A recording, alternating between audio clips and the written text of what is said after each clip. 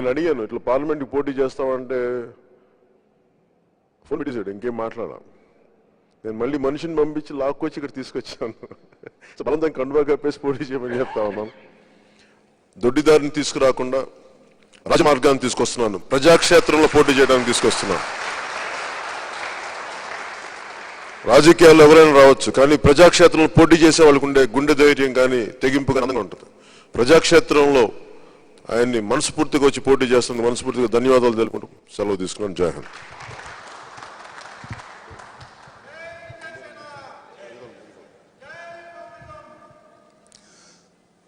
Thank you.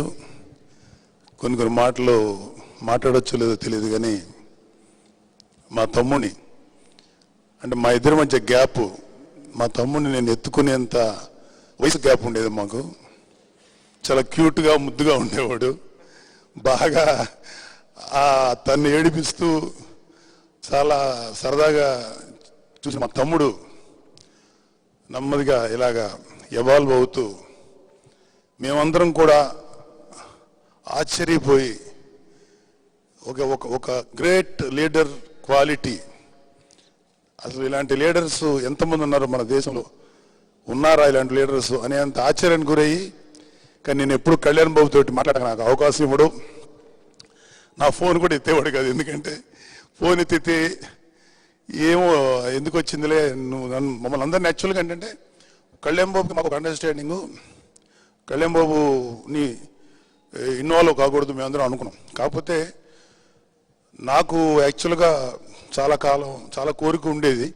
Prajarajyam అప్పుడు అది ఎప్పుడైతే డిసప్పాయింట్ అయ్యో అదంతా వదిలేసాం. తర్వాత కళ్యాణ్ అయిన తర్వాత మనసులో అనిపించిన నూనె తమ్ముడిని తమ్ముడుగానే ఉండాలి, నాయకుడిగానే చూద్దాం.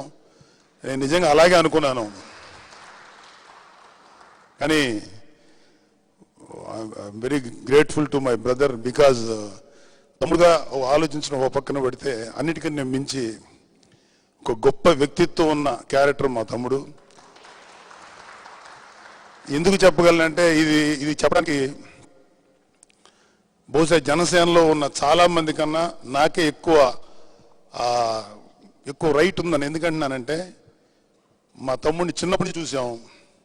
చిన్నప్పటి నుంచి ఒక రకమైనటువంటి ఒక మునిలాగా ఉండేవాడు, ఎవరి జోలికి వెళ్ళేవాడు కాదు, తన పని తను చూసుకునేవాడు. ఏం చేస్తున్నావు కళ్యాణ్ ఒక్కడే కూర్చుంటే ఏదో చెప్పేవాడు కాదు. తనలో ఇంత స్ట్రగుల్ ఉందని లేటర్ ఆన్ డేస్లో మాకు తెలిసింది. నిజంగా నాకు అంటే యాక్చువల్గా నన్ను రమ్మని పిలిచిన తర్వాత ఫస్ట్ నేను నమ్మలేదు. ఆ తర్వాత నాకు కొంచెం టెన్షన్ కూడా వచ్చింది. ఆ తర్వాత ఒకసారి తమ్ముడు అంటే పేరుకు తమ్ముడు బికాస్ ఆఫ్ యంగ్ ఏజ్ వల్ల, కానీ తమ్ముడు అంటే మీలాగే నాకు కూడా నా నాయకుడు Pawan Kalyan.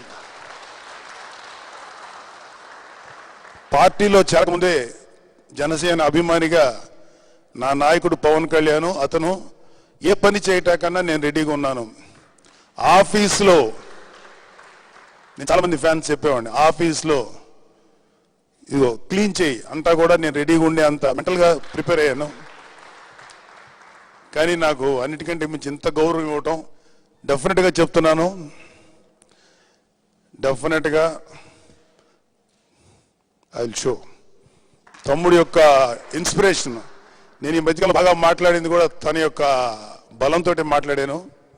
And very very grateful to my brother and thank you very much.